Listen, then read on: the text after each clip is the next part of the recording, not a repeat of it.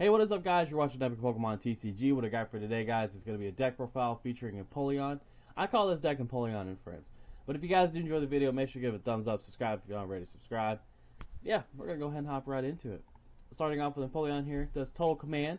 It does 20 for each bench Pokemon, both yours and your opponent. Now, some people will try to limit their bench space to kind of, restrain your damage output. And honestly, this deck is sort of built to kind of counter that. But of course, you can fill your bench up and do 100.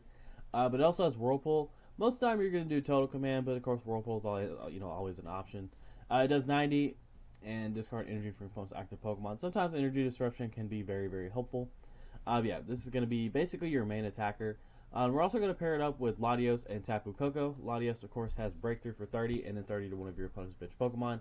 And then Tapu Koko, of course, has Flying Flip. It does 20 to each of your opponent's Pokemon, which is really nice.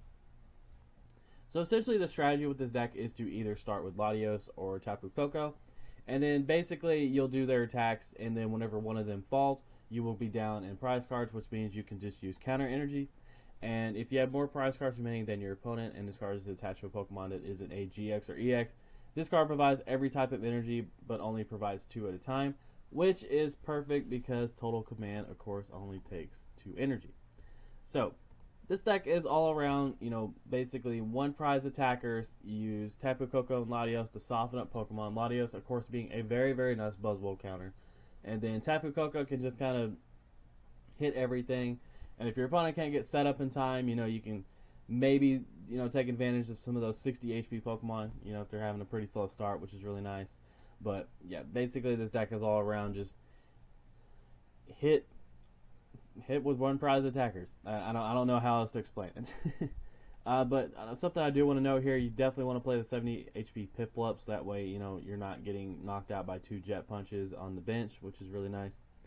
I just went ahead and added Piplup in here just to try to add some consistency to it. I know some decks I've posted, stage 2 wise didn't have the middle one, but this one I decided to add it in.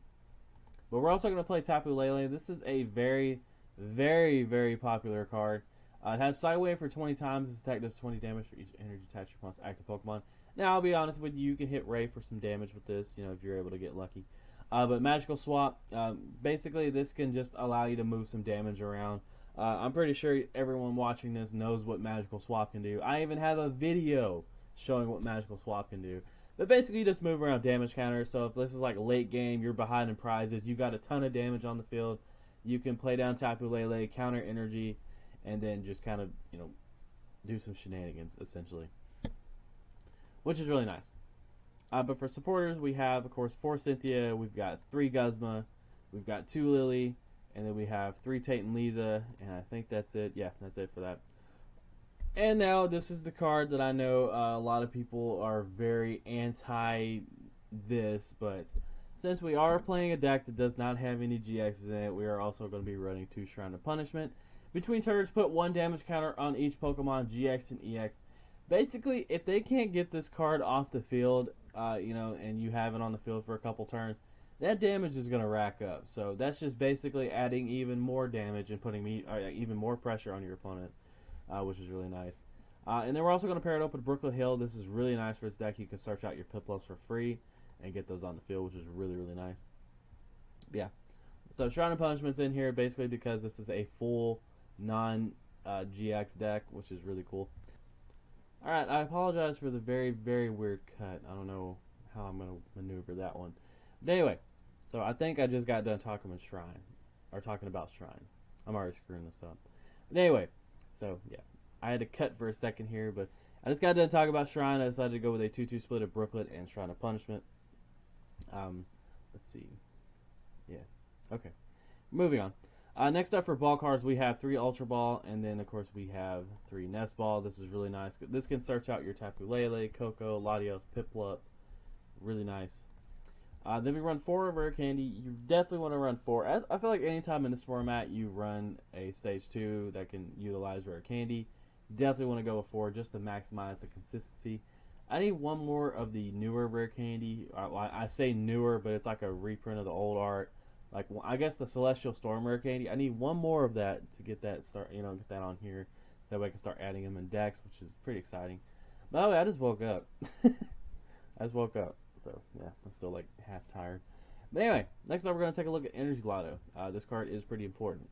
Look at the top 7 cards of your deck. You may reveal an energy card you find there and put it into your hand. Now the reason why this is so important is because counter energy and DCE are pivotal points of this deck. I cannot stress that enough. So yeah, your energy count is a little weird, but counter energy and DCE are your best friends with this deck. I cannot stress that enough. Next up we have Escape Rope. This is just to, maybe pull off some cool stuff. You can, if your opponent sends up something that they don't care about, they're like, hey, knock it out, whatever. It's not, as long as I'm not losing one of my other 5 Pokemon that I have, or other 6, whatever. You can Escape Rope, or if you have something stuck up in the active spot, you can play that. Another good thing about Tate and Lisa is you, of course, have that switching effect, which is really nice. I really like this card.